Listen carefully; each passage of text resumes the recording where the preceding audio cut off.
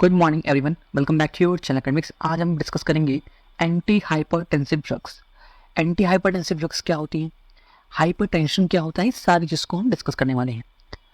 Salt का concept बताऊंगा कि एक्सेसिव साल्ट हमें क्यों यूज़ नहीं करना चाहिए और इसका हाइपरटेंशन में क्या इफेक्ट पड़ सकता है, इस सारी चीज़ को डिस्कस करेंगे। ओके, और इसमें हम बताएंगे कि एंटी हाइपरटेंसिव की ड्रग्स का क्लासिफिकेशन क्या है, उसका मोड ऑफ एक्शन क्या है, कैसे वर्क कर सकती है और कैसे हम हाइपरटेंशन को कंट्रोल कर सकते हैं। इस सारी चीज़ को इस लेक्चर में डिस्कस करेंगे बहुत ही अच्छे तरीके से। हाइपरटेंशन जैसे कि आप जानते हैं कि बहुत ही कॉमन टाइप की एक डिजीज़ हो गई है, सबके अंदर, सबके फैमिली में किसी न किसी को होती है। हाइपरटेंशन की ड्रग्स भी आपको कई सारी पता होंगी, जैसे एम्लोडिपिन देखते होंगे, एम्लोकाइन मैनकाइंड का है, काफ़ी कॉमन हो चुका है हाइपरटेंशन, तो इसको समझना बहुत ही इंपॉर्टेंट है एज अ फार्मासिस्ट। ओके, तो इस लेक्चर को स्टार्ट करते हैं जो कि बहुत इंपॉर्टेंट है। ओके, सबसे पहले तो हाइपरटेंशन होता क्या है, इसको समझने की हमें ज़रूरत है। तो हाइपरटेंशन क्या है, मान लीजिए ये हमारा ब्लड वेसल्स है, this is the blood vessels. Blood vessels में जब आर्टरी के वॉल्स पे फोर्स बढ़ जाए, बहुत ज़्यादा इंक्रीज हो जाए, तो उसे हम कहते हैं हाइपरटेंशन। ये क्या है, आर्टरी वॉल्स हैं, आर्टरी वॉल्स हैं, आर्टरी के वॉल्स पे फोर्स बहुत ज़्यादा हो जाए, उसे हम कहते हैं हाइपरटेंशन। यहाँ पे लिखा हुआ है force of the blood against the artery wall is too high. Clear है, हाइपरटेंशन क्या है कि आर्टरी की वॉल्स पे फोर्स बहुत ज़्यादा हो रहा है, उसे हम हाइपरटेंशन कह रहे हैं। क्लियर है, एक और डेफिनेशन मैंने रखी है, increased vascular resistance caused due to the narrower stiffer blood vessels. इसका मतलब क्या है, मान लीजिए ये आपकी नॉर्मल ब्लड वेसल्स है, बट हाइपरटेंशन की कंडीशन में क्या होता है, ये ब्लड वेसल्स थोड़ी सी कॉन्स्ट्रिक्ट हो जाती है, थोड़ी सी कॉन्स्ट्रिक्ट होती है इस टाइप के। ओके, तो इसमें से ब्लड का फ्लो बहुत ही मुश्किल से हो पाता है, मतलब कि वॉल्स इसे रेजिस्ट करती हैं ब्लड फ्लो को। इसका मतलब क्या हुआ कि वॉल्स पे बहुत सारा फोर्स अप्लाई होगा, जिसकी वजह से हाइपरटेंशन कॉज होगा। मेनली यही है कि हाइपरटेंशन क्या है कि आर्टरी की वॉल्स पे फोर्स बहुत ज़्यादा लग रहा है और वैसो कॉन्स्ट्रिक्शन हमें देखने को मिल रहा है, वैसो कॉन्स्ट्रिक्शन देखने को मिल रहा है। मतलब क्या है कि नैरोइंग ऑफ ब्लड वेसल्स देखने को हमें मिल रहा है, किसमें, हाइपरटेंशन की कंडीशन में। इतनी बात क्लियर है कि हाइपरटेंशन होता क्या है। अब इस हाइपरटेंशन को ट्रीट करने के लिए जो सब्सटेंस यूज हो उसे हम एंटी हाइपरटेंसिव एजेंट्स कहते हैं। क्लियर है, इस प्रॉब्लम को क्योर करने के लिए जो सब्सटेंस, जो ड्रग यूज हो उसे हम एंटी हाइपरटेंसिव एजेंट्स कहते हैं। इतनी बात क्लियर है। ओके, अब हाइपरटेंशन क्यों हो रहा है, इसके 4 रीजंस हैं हमारे पास। क्या है, first is increased vascular resistance. इस सारी चीज को डिस्कस करेंगे, बट पहले सुन लो। पहला क्या है, increased vascular resistance. Okay, second is cardiac output, increased cardiac output. Third is increased blood volume. Fourth is increased venous return. अब इसका मतलब समझ लो, इसको मैं रफ कर दूं, इधर लिखा है मैंने। ओके, इन चारों चीज को मतलब समझेंगे तो हमें ड्रग्स भी क्लियर होंगी कि कौन सी ड्रग इसके ऊपर काम कर सकती है। ओके, अब मैं बात कर रहा हूं कि इंक्रीज्ड वैस्कुलर रेजिस्टेंस। अगर ये हमारी नॉर्मल ब्लड वेसल्स हैं, this is the normal blood vessels, short form use कर रहा हूँ, नॉर्मल ब्लड वेसल्स। ओके, ये हमारी नॉर्मल ब्लड वेसल्स हैं। अब मैं इंक्रीज वैस्कुलर वेसल्स की बात करने जा रहा हूँ, फर्स्ट पॉइंट की। क्यों, जब हमारी ब्लड वेसल्स कॉन्स्ट्रिक्ट हो जाए, ये स्पेस देख रहे हो कम हो गया ना, यहाँ पे इतना स्पेस हमें मिल रहा था बट यहाँ पे स्पेस कम है। मतलब क्या है कि वैस्कुलर जो ब्लड का फ्लो रहेगा, आर्टरी उसे रेजिस्ट करेगा कि नहीं करेगा, कि आप इसमें से फ्लो नहीं कर सकते, इस पे जो हमारी ब्लड वेसल्स की वॉल्स हैं उस पर फोर्स बहुत ज़्यादा लगने लगेगा। मतलब क्या है कि इंक्रीज्ड वैस्कुलर रेजिस्टेंस जब बढ़ जाएगा, मतलब आर्टरी की वॉल्स ब्लड फ्लो को रेजिस्ट करने लगेंगी, तब हमें हाइपरटेंशन की प्रॉब्लम देखने को मिलेगी। ये हो गई फर्स्ट कंडीशन हमारी। सेकंड कंडीशन क्या है, कार्डियक आउटपुट इंक्रीज है। कार्डियक आउटपुट इंक्रीज होने का क्या मतलब है, जब जब कार्डियक आउटपुट इंक्रीज होता है, कार्डियक आउटपुट इंक्रीज हो रहा है, इसका मतलब क्या है कि ब्लड का वॉल्यूम भी इंक्रीज है, तभी कार्डियक आउटपुट इंक्रीज होता है। कार्डियक आउटपुट क्या है, जब हमारा ब्लड फिल्टर होके ब्लड से हार्ट से बाहर निकले तो उसका जो आउटपुट, उसका अमाउंट हो वो बहुत ही ज़्यादा हो। ये ज़्यादा कब होगा, जब ब्लड वॉल्यूम ज़्यादा होगा। क्लियर है, increase cardiac output cause a hyper tension. Clear, hyper tension. अब हम थर्ड पॉइंट की बात करेंगे, इंक्रीज्ड ब्लड वॉल्यूम। इसका मतलब क्या है, इंक्रीज्ड ब्लड वॉल्यूम की बात कर रहे हैं हम, इसका मतलब क्या है। मान लीजिए आप साल्ट का बहुत ज़्यादा यूज़ करते हैं, ठीक है ना, साल्ट का बहुत ज़्यादा यूज़ कर रहे हैं, तो साल्ट क्या करता है, वाटर को अट्रैक्ट करता है। Salt attracts water in the blood, या कह सकते हो ऑन द ब्लड, कि ब्लड में साल्ट होता है, साल्ट वाटर को अट्रैक्ट करता है, इसकी वजह से ब्लड वॉल्यूम इंक्रीज कर जाता है। ब्लड वॉल्यूम जब इंक्रीज कर जाएगा तो हाइपर टेंशन की प्रॉब्लम हमें देखने को मिलेगी, हाइपर टेंशन की प्रॉब्लम देखने को मिलेगी, ठीक है ना। हमारी ब्लड वेसल्स का साइज तो सेम है, जितना ब्लड फ्लो होना था वो आराम से हो सकता है, बट जब आप ब्लड वॉल्यूम ज़्यादा कर दोगे तो वैसोकॉन्स्ट्रिक्शन देखने को, हाइपर टेंशन देखने को मिलेगा। क्लियर है, इंक्रीज वीनस रिटर्न, ये भी सेम चीज़ है और कार्डियक आउटपुट से ही रिलेटेड है, सेम चीज़। ओके, ये 4 पॉइंट क्लियर हुए जिसकी वजह से हाइपर टेंशन कॉज हो रहा है। बाकी जो नॉर्मल चीज़ें हैं जिसकी वजह से मान लो डाइट की वजह से हो रहा है या फिर एक्सेसिव साल्ट की वजह से हो रहा है, ये चीज़ें हम आगे पढ़ेंगे, बट मेनली 4 चीज़ें हैं कि हाइपरटेंशन क्यों कॉज हो रहा है, ब्लड वेसल्स में ऐसा क्या हो रहा है कि हाइपरटेंशन कॉज हो रहा है। तो ये 4 पॉइंट हैं जो कि बहुत इंपॉर्टेंट है। इतनी बात क्लियर है। अब इसके थ्रू ही मैं तुम्हें ड्रग बताऊंगा कि ड्रग कैसे काम कर सकती है, ठीक है। हमने 4 चीजें पढ़ी, 4 पॉइंट पढ़े। क्या, फर्स्ट था हमारा इंक्रीज्ड वैस्कुलर रेजिस्टेंस, यहाँ लिख दूं मैं, increased vascular resistance, increased vascular resistance पहला पॉइंट था हमारा। इसका मतलब क्या है, इस वैस्कुलर रेजिस्टेंस मैंने बताया ना, वैस्कुलर रेजिस्टेंस कैसे ज़्यादा हो रहा है, तो इस पर ड्रग कौन सी काम कर सकती है। देखो, इस पर ड्रग काम करेगी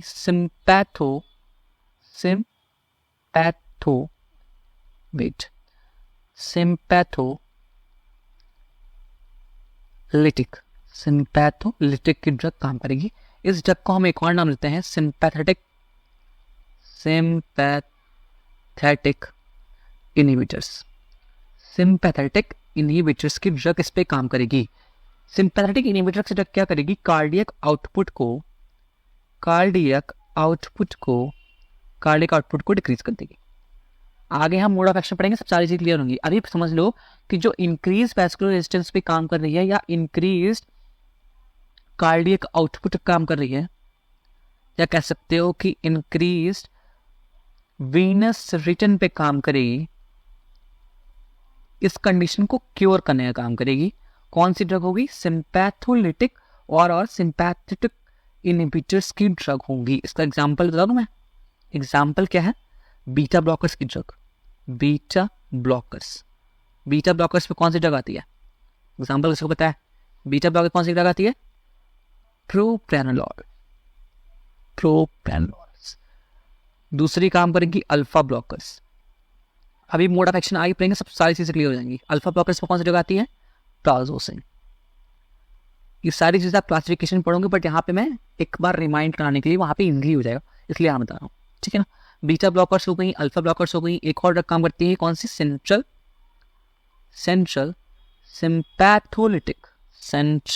सिंपैथोलिटिक। एग्जाम्पल बता दूं मैं, एग्जाम्पल कौन सी, एग्जाम्पल होता है इसका क्लोनिडीन। ओके, यहाँ पे मैंने बता दिया है, आगे चीजें क्लियर होंगी। ओके, तो फर्स्ट कंडीशन में कौन सी काम कर रही है, वैस्कुलर रेजिस्टेंस पर, कार्डियक आउटपुट पर एंड इंक्रीज वीनस रिटर्न पे सिंपैथोलिटिक की ड्रग काम कर रही है, जिसे हम सिंपैथेटिक इनहिबिटर भी कहते हैं। कार्डियक आउटपुट को डिक्रीज करने का मेनली काम करेगी। क्लियर है, ओके। एक चीज और है, दूसरी कंडीशन क्या है हमारी, इंक्रीज ब्लड वॉल्यूम, यहाँ पे कंडीशन है इंक्रीज्ड ब्लड वॉल्यूम। अब मान लो ब्लड वॉल्यूम इंक्रीज हो रहा है, तो इस पे कौन सी ड्रग काम कर सकती है? ब्लड वॉल्यूम इंक्रीज हो रहा है, इस पे कौन सी ड्रग काम करेगी? Renin angiotensin inhibitors. Renin angiotensin inhibitors कैसे? रेनिन एंजियोटेंसिन इनहिबिटर्स जब आप RAAS renin angiotensin aldosterone system पढ़ेंगे, रास पढ़ेंगे, तब आपको क्लियर होगा कि रेनिन एंजियोटेंसिन की जो साइकिल, रास की साइकिल है ना, उसमें लास्ट में ब्लड वॉल्यूम इंक्रीज होता हुआ दिखेगा आपको, ब्लड वॉल्यूम इंक्रीज होता हुआ दिखेगा। तो इसको कम करने के लिए हम क्या देते हैं? रेनिन एंजियोटेंसिन इनहिबिटर्स देते हैं। तो रेनिन एंजियोटेंसिन इनहिबिटर्स क्या करेगी? डिक्रीज करेगी ब्लड वॉल्यूम को। इसका एग्जांपल क्या है? रेनिन एंजियोटेंसिन ब्लॉकर की बात कर रहे हैं, तो रेनिन एंजियोटेंसिन ब्लॉकर में आती है रेनिन एंजियोटेंसिन रिसेप्टर ब्लॉकर, एक टाइप की ड्रग है renin angiotensin receptor blocker. Example है लोसर्टान, पहला एग्जांपल हो गया। फर्स्ट क्लास की ड्रग है renin angiotensin receptor blocker, okay. इसका एग्जांपल है क्या? लोसर्टान। दूसरा है AC इनहिबिटर्स, सेकंड टाइप की ड्रग हमें इसी में यूज होगी, AC इनहिबिटर्स। एग्जांपल इज रैमिप्रिल हो गई, चाहे लोसर्टान हो गई, दोनों ही AC इनहिबिटर्स, चाहे रेनिन एंजियोटेंसिन रिसेप्टर ब्लॉकर, दोनों ही ड्रग क्या करेंगे? इंक्रीज ब्लड वॉल्यूम को डिक्रीज करने का काम करेंगे, रेजिस्ट करने का काम करेंगे। क्लियर है? ओके। एक और टाइप की ड्रग है हमारा, क्या था? Diuretics, okay. डायूरेटिक्स काम कर सकती है यहाँ पे ब्लड वॉल्यूम पर। डायूरेटिक्स भी यूज कर सकते हैं। डायूरेटिक्स यूज करते हैं डिक्रीज करने के लिए ब्लड वॉल्यूम को डिक्रीज करने के लिए हम डायूरेटिक्स का यूज करते हैं। सारा मोड ऑफ एक्शन आगे पढ़ेंगे, बस यहाँ पे मैंने थोड़ी थोड़ी चीजें क्लियर की हुई हैं। ओके, क्लियर है? ठीक है। कुछ इंपॉर्टेंट पॉइंट्स हैं। Hypertension can increase a serious health problems, that is stroke, heart attack, kidney failure etcetera. क्यों होता है आगे हम पढ़ेंगे, ठीक है। नॉर्मल ब्लड प्रेशर क्या है हमारा? 180 to 80 mmHg, ठीक है। नॉर्मल BP है हमारा, ब्लड प्रेशर है। कुछ इंपॉर्टेंट पॉइंट्स और बता देता हूं मैं, ठीक है, समझो। हार्ट ब्लड प्रेशर होता है हमारा, हार्ट ब्लड प्रेशर जो होता है, हार्ट ब्लड प्रेशर जो होता है वो मेजर्ड किया जाता है 2 नंबर से, measured by 2 numbers, that is first is systolic pressure, second is diastolic pressure, दो चीजें हमें लिखनी होती है, 2 नंबर देखने को मिलते हैं। देखो 180 to 80 to 120 mmHg। तो एक क्या है? सिस्टोलिक प्रेशर है, एक है डायस्टोलिक प्रेशर है। इसको समझो। सिस्टोलिक प्रेशर क्या होता है हमारा? सिस्टोलिक प्रेशर क्या है? Force of the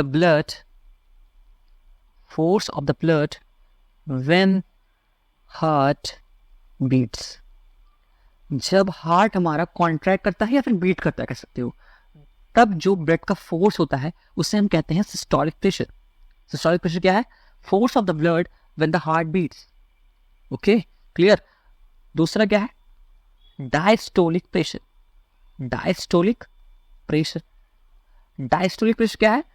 when heart relaxes. तो डायस्टोलिक प्रेशर क्या है? जब हार्ट हमारा रिलैक्स हुआ। एंड सिस्टोलिक प्रेशर क्या है? जब force of the blood in the heart beat, जब हमारी हार्ट बीट करती है, तब जो ब्लड का फोर्स लगेगा उसे हम कहते हैं सिस्टोलिक प्रेशर। तो क्लियर हो गया ना? एक होता है सिस्टोलिक प्रेशर, दूसरा होता है डायस्टोलिक प्रेशर। दोनों को जब मेजर करते हैं तो हमें ब्लड प्रेशर मिलता है। क्लियर? इतनी मत क्लियर? ये हो गई बात हमें ब्लड प्रेशर के बारे में, और ये 4 चीज़ हमने पढ़ ली है। क्लियर है? ये था हमारा इंट्रोडक्शन जो कि बहुत इंपॉर्टेंट था। ठीक है, अब आगे हम पढ़ेंगे कुछ कॉन्सेप्ट्स हैं एक्सेसिव साल्ट का, क्योंकि एक्सेसिव साल्ट मैंने बताया कि यूज़ नहीं करना चाहिए। ठीक है ना? तो क्यों यूज़ नहीं करना चाहिए इसको जानना भी बहुत ज़रूरी है। ठीक है, तो हाइपरटेंशन को कंट्रोल करने के लिए, एक तो हम बैलेंस डाइट का यूज़ करते हैं। ठीक है, दूसरा हो गया एक्सरसाइज करेंगे रेगुलरली। ओके, आपके पास मान लो कोई पेशेंट आता है तो आपसे क्या कहोगे कि आप क्या करें? ठीक है ना, तो आप इसे प्रिस्क्राइब करोगे कि आपको बैलेंस डाइट लेना है, एक्सरसाइज करना है रेगुलरली, स्ट्रेस बिल्कुल नहीं लेना है। ठीक है ना, रिड्यूस करने की कोशिश करनी है, स्मोकिंग नहीं करना है, वैसे भी बहुत ही गंदी बात है स्मोक करना, तो स्मोक नहीं करना है। अल्कोहल इनटेक बहुत ही, अगर आप लेते भी हो तो बहुत ही कम अमाउंट में लेना है, ना तो नहीं लेना है, कोई नहीं टाइम। ओके, और एक मेन चीज़ आती है avoiding excessive salt. Excessive salt को नहीं लेना है। क्यों एक्सेसिव साल्ट को नहीं लेना है? क्यों? इसका कॉन्सेप्ट है बहुत इंपॉर्टेंट है। एक्सेसिव साल्ट का मतलब हो गया जो हम नमक खाते हैं तो सोडियम क्लोराइड के फॉर्म में रहती है। ठीक है, सोडियम क्लोराइड के फॉर्म में रहती है। क्लियर है? अब सोडियम क्लोराइड का जो मेन कंसंट्रेशन हमारी बॉडी में एफिशिएंट है वो होता है 5 ग्राम पर डे इन एडल्ट्स में। 5 ग्राम पर डे एडल्ट्स में होता है सोडियम क्लोराइड कंसंट्रेशन। हम पर डे इसे कंज्यूम कर सकते हैं, एंड सोडियम कंज्यूम कर सकते हैं ओनली 2 ग्राम पर डे। ये मैं एडल्ट्स की कंडीशन बता रहा हूँ। ठीक है, NaCl कंज्यूम कर सकते हैं 5 ग्राम पर डे एडल्ट्स में, एंड सोडियम कंज्यूम कर सकते हैं खाली 2 ग्राम पर डे इन एडल्ट्स में। बट जो हम प्रोसेस्ड फूड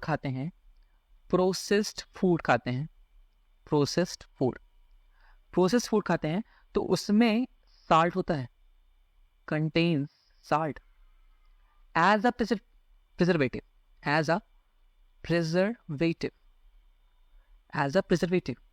ठीक है ना, प्रिजर्वेटिव की तरह पे यूज करते हैं उसमें साल्ट। तो प्रोसेस फूड में जो साल्ट की जो अमाउंट रहती है वो बहुत ही ज़्यादा रहती है एफिशिएंट अमाउंट से, मीन्स 5 ग्राम से। तो इसलिए हाइपरटेंशन हमको होता है। ठीक है, इतनी बात क्लियर है? अब क्यों होता है इसे समझेंगे। इतनी चीज़ तो क्लियर हो गई, क्यों होता है अब इसे समझेंगे। ठीक है, साल्ट क्या है? मैंने बताया कि ब्लड वेसल्स हैं, ये होगी blood vessels, normal blood vessels. ठीक है, नॉर्मल ब्लड वेसल्स में क्या होता है, जब हम 5 ग्राम साल्ट ले रहे हैं डेली, 5 ग्राम हमारा एफिशिएंट अमाउंट है, ये 5 ग्राम हमारे ब्लड वेसल्स में है। मान लीजिए 5 ग्राम हमारे ब्लड वेसल्स में है। ठीक है, तो ये कुछ 5 ग्राम के हिसाब से कुछ वाटर मॉलिक्यूल्स को अपनी तरफ अट्रैक्ट करेगा। ठीक है, साल्ट अट्रैक्ट वाटर, मैंने बताया था ना, salt attracts water in blood. ये चीज़ दिमाग में रखना, salt attract water in blood. ठीक है, तो 5 ग्राम हमारा एफिशिएंट अमाउंट था, 5 ग्राम हमारे ब्लड वेसल्स में है। करेक्ट, तो 5 ग्राम क्या होगा, अट्रैक्ट करेगा वाटर को। ठीक है ना, वाटर हुआ, तो ब्लड वॉल्यूम नॉर्मल कंडीशन में है। इफ 5 ग्राम से मान लो ये 10 ग्राम हो गया डेली का, पर डे का, एफिशिएंट अमाउंट से 5 ग्राम ज़्यादा, एफिशिएंट अमाउंट से 2 गुना। करेक्ट, तो वाटर का जो लेवल है, वाटर का जो अट्रैक्शन है वो भी 2 गुना हो जाएगा। जितना 5 ग्राम वाला कर रहा था उसने 10 ग्राम वाला 2 गुना तो करेगा। मीन्स ब्लड वॉल्यूम इंक्रीज कर जाएगा। ब्लड वॉल्यूम इंक्रीज किया तो क्या, हाइपरटेंशन देखने को मिलेगा। क्लियर? वहां पे कंडीशन मैंने पढ़ी थी ना कि ब्लड वॉल्यूम इंक्रीज हो रहा था इसलिए हाइपरटेंशन देखने को मिला था। तो वहां यहाँ पे क्या हो रहा है, साल्ट एक्सेसिव साल्ट का यूज कर रहे हो आप, तो ब्लड वॉल्यूम इंक्रीज हो रहा है जिससे हाइपरटेंशन की प्रॉब्लम देखने को मिल रही है। इसलिए एक्सेसिव साल्ट का हम यूज नहीं करते हैं। क्लियर है? जिसे स्क्रीनशॉट लेना हो ले लो, इसे रब करूँ, मैं दूसरा कॉन्सेप्ट बताऊंगा। क्लियर? ओके, नेक्स्ट कॉन्सेप्ट क्या है इसी से रिलेटेड, एक्सेसिव साल्ट मान लीजिए हम ले रहे हैं, एक्सेसिव साल्ट इनटेक कर रहे हैं। करेक्ट, इनटेक कर रहे हैं, तो ये एक्सेसिव साल्ट इंटरफेयर करता है interfere with the kidney function. Kidney filter power कह सकते हो या फिर उसका फंक्शन कह सकते हो। किडनी फिल्टर फ्लूइड एफिशिएंसी, ये कर पड़ेगा। जो किडनी फिल्टर करता है फ्लूइड को, इसकी एफिशिएंसी में इंटरफेयर करता है कौन? Excessive salt. जिसकी वजह से क्या होता है कि बहुत सारा जब साल्ट हो जाता है, टू मच साल्ट इन किडनी, तो ये कॉज करता है किडनी फेल्यूर कह सकते हो। किडनी बहुत हार्ड वर्क करता है, किडनी है hard work to filter the fluid, to filter the fluid. जब एक्सेसिव साल्ट हो जाता है तो एक्सेसिव साल्ट कहाँ पे इंटरफेयर करता है? किडनी के फिल्टर फ्लूइड एफिशिएंसी में वो इंटरफेयर करना स्टार्ट करता है, मतलब किडनी के फंक्शन में वो इंटरफेयर करना स्टार्ट होता है। जिसकी वजह से क्या होता है कि टू मच साल्ट हमारी किडनी में, मतलब बहुत सारा साल्ट जब किडनी में हो जाता है तो किडनी को वर्क करने में बहुत ही ज़्यादा दिक्कतें होने लगती हैं, जिसकी वजह से ओवरलोड हो जाता है kidney. Kidney become overload, kidney become overload, तब हमें किडनी फेल्योर देखने को मिलता है। किडनी फेल्योर देखने को मिलता है, या फिर किडनी फेल्योर देखने को मिलेगा ही, मान लीजिए किडनी फेल्योर नहीं होता है तो कंडीशन तब भी किडनी पे बहुत सारा ओवरलोड हो रहा है साल्ट की वजह से, तो क्या होगा? Fluid retention, fluid retention increase हो जाएगा। फ्लूइड रिटेंशन का मतलब क्या है कि किडनी जब फिल्टर करता है, वो सारी चीज़ों को फिल्टर करता है ना, तो रिटेंशन बहुत ज़्यादा हो जाएगा। मतलब कि NaCl यहाँ पे आया तो है, लेकिन NaCl वापस चला जाएगा इधर, NaCl वापस जाने लगेगा, वाटर के मॉलिक्यूल्स वापस जाने लगेंगे ब्लड में, ठीक है ना, सारे मिनरल्स जितने भी रहेंगे सब वापस जाने लगेंगे, तो फ्लूइड रिटेंशन हो जाएगा। तो अल्टीमेटली ब्लड का वॉल्यूम भी इंक्रीज हो जाएगा। अल्टीमेटली क्या होगा? ब्लड का वॉल्यूम इंक्रीज हो जाएगा, जिसकी वजह से क्या होगा? हाइपर टेंशन देखने को मिलेगी, हाइपर टेंशन देखने को मिलेगी। क्लियर है? एक्सेसिव साल्ट आपने लिया, उसने किडनी की फिल्टर फ्लूइड एफिशिएंसी में इंटरफेयर किया। बहुत ज़्यादा साल्ट होने की वजह से क्या हुआ? किडनी को वर्क करने में, फिल्टर करने में बहुत ही दिक्कतें हुई, जिसकी वजह से किडनी ओवरलोड हुई। किडनी ओवरलोड होती है तो फ्लूइड रिटेंशन देखने को मिलता है, और किडनी फेल्योर भी देखने को मिलता है, और फ्लूइड रिटेंशन की वजह से ब्लड वॉल्यूम इंक्रीज होता है, जिसकी वजह से हाइपरटेंशन हमें देखने को मिलती है। ये था हमारा कॉन्सेप्ट ऑफ एक्सेसिव साल्ट, ठीक है ना। इसीलिए हम कहते हैं कि साल्ट बहुत ज़्यादा यूज़ नहीं करना चाहिए, बिकॉज ऑफ ये प्रॉब्लम, हाइपरटेंशन की प्रॉब्लम देखने को मिल सकती है। अगर हाइपरटेंशन की प्रॉब्लम है, उसके साथ आपको heart stroke, heart failure, kidney failure, सारी चीज़ें आपको देखने को मिलेंगी, ठीक है। तो भाई नमक ज़्यादा ना खाएं, ये ज़रूरी है आपके लिए। क्लियर है इतनी बात? तो हमने क्या क्या पढ़ा है? हमने ब्लड प्रेशर के बारे में पढ़ लिया, इंट्रोडक्शन पढ़ लिया हाइपरटेंशन का, 4 चीज़ें पढ़ ली किसकी वजह से हो रहा है। क्लियर है? Okay, concept of excessive salt पढ़ लिया, ये सारी चीज़ें हमने क्लियर करनी है। अब बात आएगी एंटी हाइपरटेंसिव ड्रग्स की, ये बहुत ही इंपॉर्टेंट है, ठीक है। एंटी हाइपरटेंसिव ड्रग्स हमें 4 तरीके से लिखी हुई है, बहुत ही ज़्यादा डिटेल में पढ़ने की जरूरत नहीं है, जितना एग्जाम पॉइंट ऑफ से ज़रूरी है और जानने के लिए ही ज़रूरी है, उतना चीज़ें हम क्लियर करेंगे, ठीक है। बहुत ही इंपॉर्टेंट चीज़ें मैंने बताई हैं, लेकिन हाँ इतनी चीज़ जो मैंने लिखी है यहाँ पे इस क्लासिफिकेशन में बहुत इंपॉर्टेंट है। तो फर्स्ट ड्रग मैंने लिखी है सिम्पैथोलिटिक की। फर्स्ट ड्रग हमारी कौन सी है? सिम्पैथोलिटिक की। सिम्पैथोलिटिक में पहले आती है अल्फा ब्लॉकर, जिसका एग्जांपल है prazosin, terazosin. Beta blockers propranolol, metoprolol. Central sympatholytics clonidine, methyldopa. Diuretics, loop diuretics आती है, इसमें थायराइड आती है। लूप डायूरेटिक एग्जांपल है फ्यूरोसेमाइड, एंड थायराइड एग्जांपल है क्लोरथायराइड एंड हाइड्रोक्लोरथायराइड्स, ठीक है।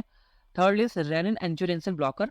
फर्स्ट ड्रग है इसमें एसी इनहिबिटर्स, जो मैंने आपको आगे क्लियर कर चुका हूँ कैसे काम करेगी, रेनिप्रिल, लाइसिनोप्रिल। एंड बी है angiotensin receptor blocker, valsartan and losartan, ठीक है। Fourth is vasodilator, that is amlodipine, most common drug है वैसोडायलेटर के एम्लोडापिन, ठीक है। ये है classification of the anti hypertensive drugs, बहुत इंपॉर्टेंट है। If you want take screenshot please. Done? Okay, clear. अब हम पढ़ेंगे मोड ऑफ एक्शन। तो मोड ऑफ एक्शन सबसे इंपॉर्टेंट की बात करूं मैं तो इंपॉर्टेंट है रेनिन एंजियोटेंसिन ब्लॉकर का, एंड इंपॉर्टेंट है वैसोडायलेटर का, ठीक है ना। दोनों बहुत इंपॉर्टेंट है। बाकी डायूरेटिक्स सिंपल एग्जांपल है कि ये जो ब्लड वॉल्यूम को डिक्रीज करने का काम करेगा, एंड सिंपैथेटिक्स भी हम पढ़ेंगे, इंपॉर्टेंट रहेगी। क्लियर है? चलिए स्टार्ट करते हैं। इसका मोड ऑफ एक्शन बहुत ही इंपॉर्टेंट रहेगा एंड बहुत ही इंटरेस्टिंग रहेगा। ओके, तो मोड ऑफ एक्शन सबसे पहले पढ़ेंगे हम rennin angiotensin blocker. This is the most important mode of action, important mode of action, exam point of view से बहुत इंपॉर्टेंट है। क्लियर? तो मैंने कहा था एक चीज RAAS, रास, ठीक है? ये क्या है? Renin angiotensin, angiotensin aldosterone system. तो हमारी बॉडी का रास सिस्टम मतलब रेनिन एंजियोटेंसिन एल्डोस्टेरोन सिस्टम ये है। दिस इज द रास सिस्टम, ठीक है? एंजियोटेंसिनोजन हमारी बॉडी में प्रेजेंट होता है, ठीक है? रेनिन के हेल्प से वो किस पे चेंज हो रहा है? एंजियोटेंसिन फर्स्ट में चेंज हो रहा है। रेनिन कहाँ से सेक्रेट होता है? किडनी से। किडनी से हमारा रेनिन सेक्रेट होता है, ठीक है? एंजियोटेंसिनोजन जो कि इनएक्टिव फॉर्म में है, this is the inactive form, उसे एक्टिव फॉर्म में कर रहा है रेनिन जो किडनी से सेक्रेट हो रहा है, ठीक? एंजियोटेंसिन फर्स्ट में कन्वर्ट हो रहा है। एंजियोटेंसिन फर्स्ट फिर से कन्वर्ट होगा एंजियोटेंसिन सेकंड में with the help of AC। यहाँ पे लिखा है with the help of AC। Clear है? ठीक है, with the help of AC convert होगा किसमें? एंजियोटेंसिन सेकंड में। एंजियोटेंसिन सेकंड क्या करता है? सिस्टम का वैसो कॉन्स्ट्रिक्शन करता है, मतलब कि ब्लड वेसल्स का भी कॉन्स्ट्रिक्शन करेगा। करेक्ट है? सिस्टम का कॉन्स्ट्रिक्शन कर रहा है मतलब क्या? कितनी भी ब्लड वेसल्स हैं सबका वैसो कॉन्स्ट्रिक्शन काम करता है एंजियोटेंसिन सेकंड, ठीक है? ब्लड वेसल्स का कॉन्स्ट्रिक्शन कॉज करेगा कौन? Angiotensin second. क्लियर है? एंजियोटेंसिन सेकंड से बनता है एल्डोस्टेरोन। एल्डोस्टेरोन क्या करता है? Sodium water tension by the kidney, kidney में जब भी फिल्ट्रेशन होती है, तो रिटेंशन का काम होता है, मतलब सोडियम वापस भेज दो ब्लड में, ठीक है? वाटर वापस भेज दो ब्लड में, जिसके क्या होगा? ब्लड वॉल्यूम अल्टीमेटली इंक्रीज कर जाएगा। ये प्रोसेस तब चलती है जब हमारे बॉडी में हाइपरटेंशन कॉज नहीं हुआ होता, नॉर्मल कंडीशन रहती है कि ज़रूरी के जो भी हमारे मिनरल्स हैं वो बाहर ना निकल जाए, इसलिए ये प्रोसेस चलती है। क्लियर है? बट जब हमें हाइपरटेंशन है तो इस प्रोसेस को हमें ब्लॉक करना पड़ेगा। क्लियर है? ओके, तो अब ड्रग सुन लो। ओके, फर्स्ट ड्रग है, मैंने बताई थी रेनिन एंजियोटेंसिन ब्लॉकर में ACE इनहिबिटर्स। ACE इनहिबिटर्स क्या करता है कि ACE को ब्लॉक कर देता है, मतलब इनहिबिट करता है। ये माइनस साइन देख रहे हो ना, किसका? इनहिबिशन का साइन है। ACE को इनहिबिट करेगा तो एंजियोटेंसिन सेकंड नहीं बन पाएगा, और एंजियोटेंसिन सेकंड नहीं बनेगा तो आगे की प्रोसेस रुक जाएगी। क्लियर? कॉन्स्ट्रिक्शन नहीं होगा, एल्डोस्टेरोन नहीं बनेगा, मतलब सोडियम वाटर रिटेंशन भी नहीं होगा। फर्स्ट ड्रग हो गई। क्लियर? ओके, सेकंड ड्रग हमारी है क्या? सेकंड ड्रग है angiotensin receptor blocker. Angiotensin receptor blocker ये क्या करेगी कि ये जो एंजियोटेंसिन सेकंड से एल्डोस्टेरोन बन रहा था और एंजियोटेंसिन सेकंड से जो वैसो कॉन्स्ट्रिक्शन की प्रोसेस चलेगी, दोनों को स्टॉप करती है। यहाँ पे अलग कर लिख देता हूँ मैं। ओके, ये रहा, ठीक है? एंजियोटेंसिन रिसेप्टर ब्लॉकर है तो इस प्रोसेस को इनहिबिट कर रही है, ठीक है ना? एंजियोटेंसिन सेकंड से एल्डोस्टेरोन अब नहीं बन पाएगा। क्लियर? और एंजियोटेंसिन वैसो कॉन्स्ट्रिक्शन भी नहीं कर पाएगा, दोनों प्रोसेस रुक जाएंगे, मतलब सोडियम वाटर रिटेंशन रुक जाएगा और वैसो कॉन्स्ट्रिक्शन भी रुक जाएगा। क्लियर है? ये होता है इसका मोड ऑफ एक्शन। इसका एग्जांपल क्या है? Example is losartan and valsartan. This is example of angiotensin receptor blocker. Clear है ना? क्लियर है? ओके, नहीं समझ में आया दोबारा देखिएगा, और फिर भी नहीं समझ में आया तो कमेंट सेक्शन में पूछिएगा, and also give your feedback in the comment section, it's most important. Clear है? Okay, next is vasodilator, calcium channel blocker भी इसे कहते हैं। क्यों? जब भी कॉन्स्ट्रिक्शन चाहे वो ब्लड वेसल्स में हो, चाहे वो ब्लड वेसल्स में हो, चाहे वो मसल्स में हो, कहीं भी कॉन्स्ट्रिक्शन होनी हो तो कैल्शियम चैनल वहां पे जरूर प्रेजेंट होता है। जब कैल्शियम चैनल एक्टिवेट होता है तब एक्टिन मायोसिन जब आपको कॉन्स्ट्रक्शन वाला पढ़ाऊंगा ना कि मसल्स कैसे काम कर रही है, ठीक है, वहां पे आपको चीजें क्लियर हो जाएंगी। ठीक है, आपने अगर पढ़ा होगा तो आपको क्लियर हो जाएंगे अभी, लेकिन नहीं पढ़ा है तो उसको बाद में क्लियर करेंगे डिटेल में।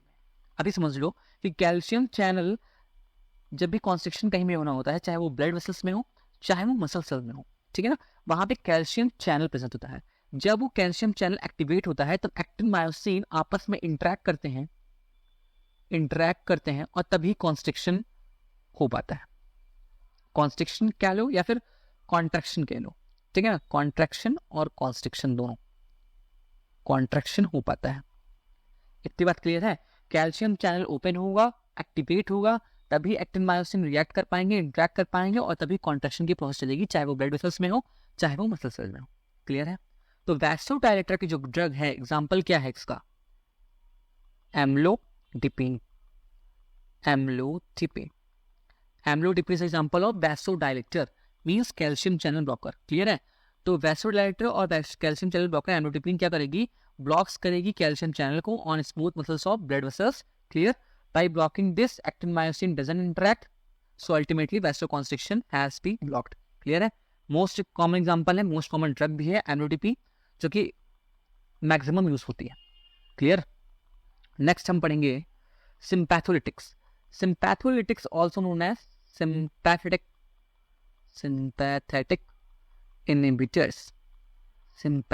inhibitors। ओके, फर्स्ट ड्रग है इसमें बीटा ब्लॉकर्स, ठीक है। सेकंड ड्रग है central sympatholytics. Okay, beta blockers कहाँ काम करेगी, कार्डियक आउटपुट को डिक्रीज करेगी, binding at the beta receptor of the heart wall. Heart wall पे बीटा रिसेप्टर प्रेजेंट होता है, जिसकी वजह से क्या होता है, जब वहां पे बीटा ब्लॉकर्स बाइंड अप करती हैं तो वो कार्डियक आउटपुट को डिक्रीज करते हैं। बीटा ब्लॉकर्स का मतलब क्या है कि बीटा एडिनर्जिक एंटागोनिस्ट की तरह काम करेगी, मीन्स जो बीटा एनर्जिक की रियल न्यूरोट्रांसमीटर है उसकी जगह पे बीटा ब्लॉकर्स देते हैं, मतलब एंटागोनिस्ट की तरह काम करेंगे, same structure but different function. Clear. तो एंटागोनिस्ट की तरह काम करेगी और कार्डियक आउटपुट को डिक्रीज करेगी। क्लियर है। Second is central sympatholytics, acts on alpha 2 receptor on brain stem के अल्फा 2 रिसेप्टर पे एक्ट करती है और रिड्यूस कर देती है सिंपैथेटिक कंस्टम्स को।